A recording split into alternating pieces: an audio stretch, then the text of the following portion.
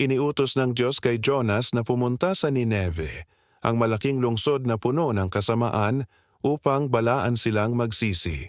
Ngunit ayaw sumunod ni Jonas, sumakay siya ng barko papuntang Tarsis, lumalayo sa utos ng Diyos. Nagpadala ang Diyos ng matinding bagyo at akala ng mga mandaragat ay malulunod sila. Nagpalabunutan sila at nalaman nilang si Jonas ang dahilan.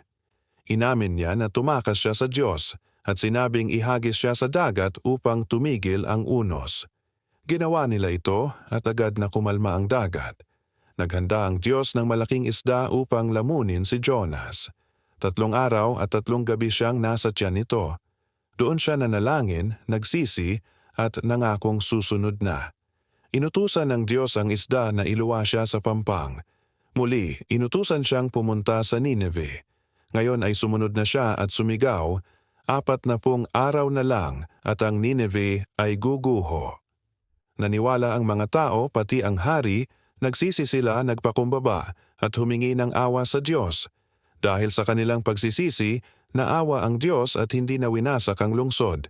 Nagalit si Jonas dahil inakala niyang dapat silang parusahan, ngunit ipinaliwanag ng Diyos na siya ay puno ng awa at habag sa lahat ng nilalang. Aral: dapat tayong sumunod sa Diyos kahit mahirap. Siya ay puno ng pagmamahal at pagpapatawad sa sinumang magsisi.